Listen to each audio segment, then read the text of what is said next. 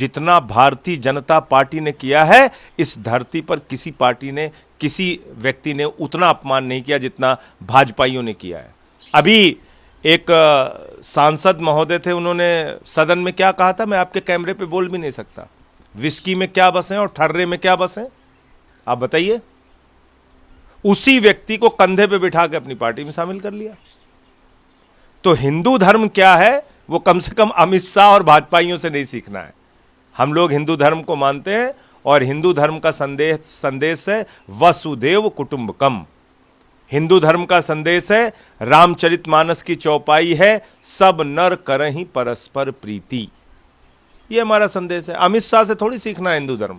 प्रधानमंत्री ने कल कहा कि no to communalism, casteism, corruption. उन्होंने कहा कि हमारा ये है कि 2047 तक भारत को विकसित बनाना है। देखिए, मुझे लगता है ये इस सदी का सबसे बड़ा मजाक है कि जिस प्रधानमंत्री के रहते हुए डबल इंजन की सरकार में मणिपुर जल रहा है, मेवात जल रहा है, वो प्रधानमंत्री कहते हैं कि वो सांप्रदायिकता के खिलाफ हैं, जिनके राज में दिल्ली के अंदर दंगे हुए।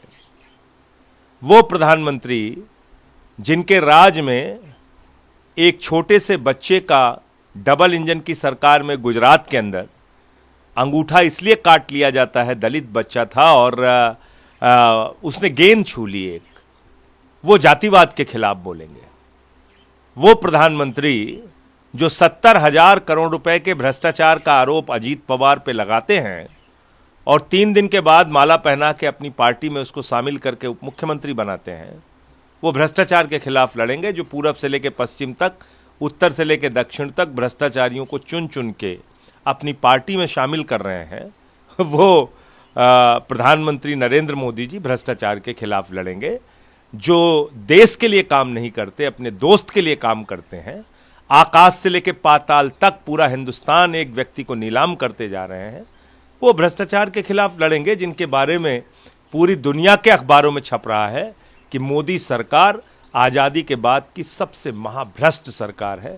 मैं समझता हूं कि इससे बड़ा इस सदी का कोई मजाक नहीं हो सकता जो मोदी जी ने कहा है कि वो सांप्रदायिकता, जातिवाद और भ्रष्टाचार के खिलाफ लड़ेंगे।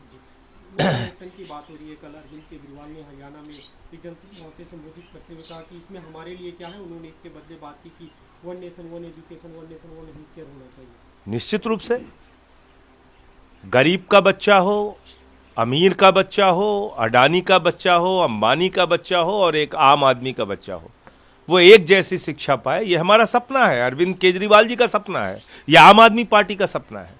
इसलिए उन्होंने कहा कि वन नेशन वन एजुकेशन होना चाहिए। इसलिए उन्होंने कहा कि one nation one health system होना चाहिए। एक तरह के इलाज की व्यवस्था गरीब और अमीर के लिए होनी चाहिए, ये बात उन्होंने कही। और दूसरा उन्होंने कहा कि प्रधानमंत्री जी देश के लिए नहीं, अपने दोस्त के लिए काम कर रहे हैं, आकाश से लेकर पाताल तक उसी को नीलाम कर रहे हैं। तो मैं समझता हूं कि कहीं ना कहीं ये इंडिया गठबंधन के बनने के बाद जो घबराहट है, उसके कारण एक नकली बहस प्रधानमंत्री नरेंद्र मोदी के द्वारा वन नेशन वन इलेक्शन के ऊपर चलाई जा रही है और कहीं ना कहीं अडानी के करप्शन से ध्यान हटाने के लिए वन नेशन वन इलेक्शन की बात हो रही है। आज जयपुर में अरविंद केजरीवाल और भगवंत मान जा रहे हैं, वहाँ पे राजस्थान में विधानसभा चुनाव में लड़ रहे हैं। कैसे देखते हैं आप अभी, जैसे क्योंकि कांग्रेस पार्टी वहाँ पे चुनाव लड़ रही है, ऐसे समय में उनके खिलाफ चुनाव लड़ने की तैयारी कर रही है? हर राज्य में जहाँ पे आम आदमी पार्टी चुनाव लड़ रही है, वहाँ पे केजरीवाल जी जा रहे हैं और घोषणा पत्र जारी कर रहे हैं। हमारे क्या मुद्दे हैं, क्या सपने हैं, वो लोगों को बताने का काम। फर्क नहीं पड़ेगा कुछ, आपको नहीं लगता? मुझे नहीं लगता कोई फर्क पड़ेगा, कोई फर्क नहीं पड़ेगा। विधानसभा चुनाव के अलग मुद्दे, कोई विधानसभा के चुनाव अलग मुद्दों पे होते हैं। नमस्कार, मैं हूं मानक गुप्ता। अगर आपको हमारा ये वीडियो पसंद आया हो तो इसे लाइक और शेयर जरूर करें और हाँ, हमें सब्सक्राइब और फॉलो करना ना भूलें ताकि आप देश और दुनिया की कोई खबर मिस ना करें।